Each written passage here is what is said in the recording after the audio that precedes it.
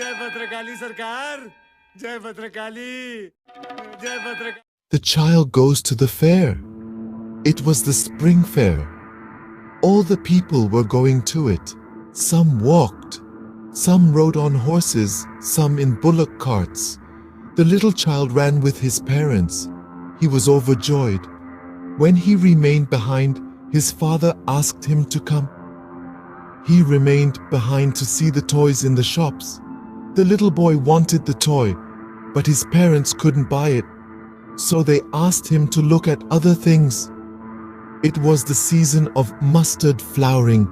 The fields looked gold with it. The dragonflies were fluttering over the mustard flowers. The child tried to catch one of them. He was called by his mother, ran gaily towards his parents, heard the dove cooing. He had picked up the petals in the grove then, also ran round the banyan tree. But again he was called by his parents. The child soon found himself at the fair. Amidst the bustling crowd of people, a distant yet distinct call reached his ears. It was the sweetmeat seller, his voice, like a melody floating in the air. The words soft, but undoubtedly clear. Gulab jamun, rasgulla, burfi, jalebi. The child was drawn towards the voice, his little heart pounding with excitement and anticipation. His eyes focused on the sweet shop, a colorful spectacle amidst the mundane. The shop was greatly decorated with different sweets, an assortment of colors and shapes. The sight was mesmerizing, a sight that could make any child's heart leap with joy. Golden jalebis swirled into circular designs, their sugary syrup glistening under the sun. Plump rasgullas soaked in sweetness nestled in earthen pots.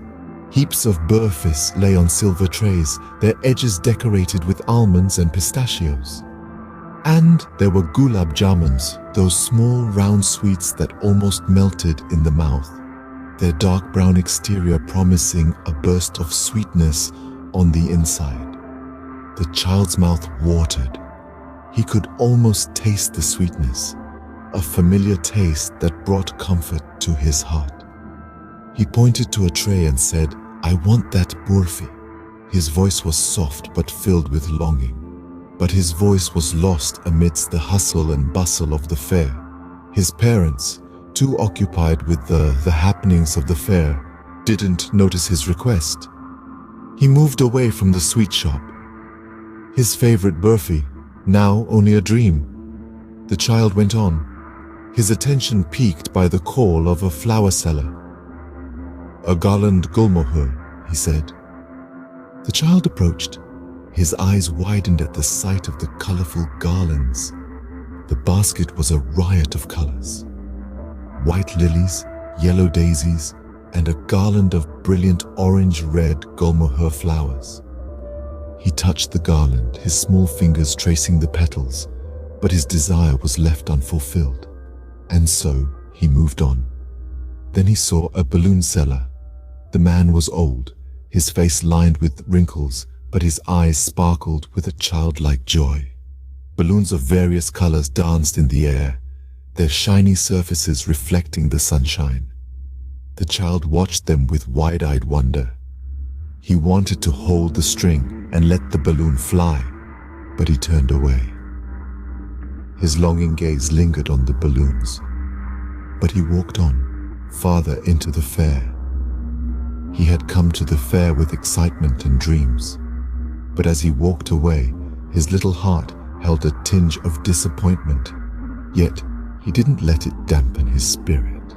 He was a child, after all, his heart full of hope and dreams, and so he walked on farther into the fair.